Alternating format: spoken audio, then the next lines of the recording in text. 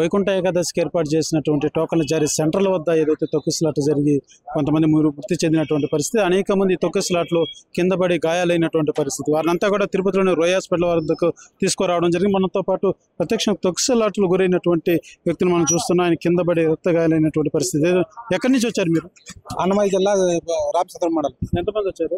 400 మంది వచ్చారు. మీ వాళ్ళంతా సేఫ్? అంతా మంది ఒక 10 మంది. విశాఖపట్నం వల్ల ఒక 10 మంది చచ్చిపోయినారు. ఆడే చచ్చిపోయారు. విశాఖపట్నం వల్ల ఆడే చచ్చిపోయినారు.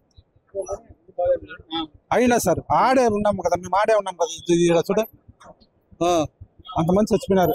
ఫుల్ బోయపల్లెమో పోలీసులు 5,000 మంది ఉన్నాము, అందరిని క్యూలో వదిలేయండా అని చెప్తుంది.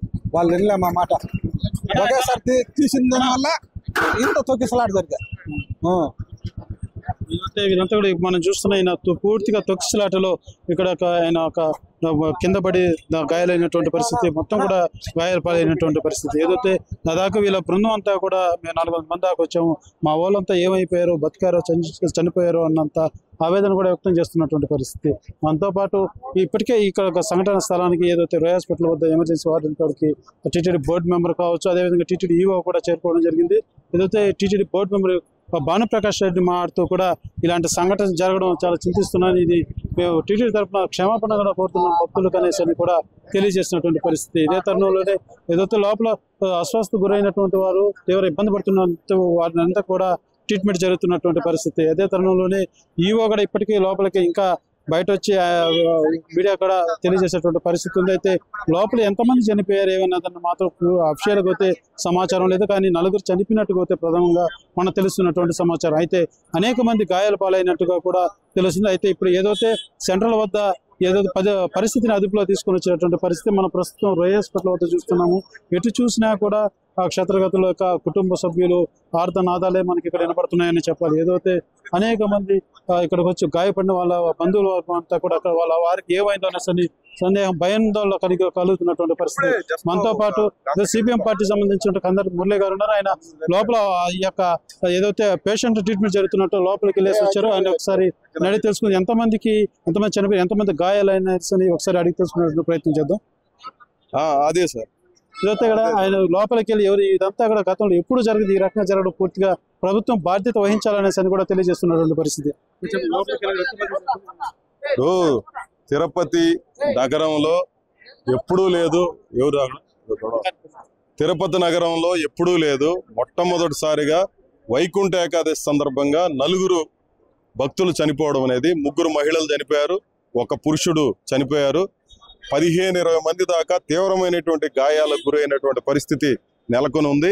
ఇది గతంలో ఎప్పుడు ఇట్లాంటి ఘటన జరగల. తిరుమల కొండ మీద లక్షల సంఖ్యలో రావడము, లేదంటే ఇబ్బందులు పడడము చాలాసార్లు చూసాం. ఆఖరికి గేట్లు కూడా బద్దలు కొట్టినటువంటి పరిస్థితి గతంలో చూసాం.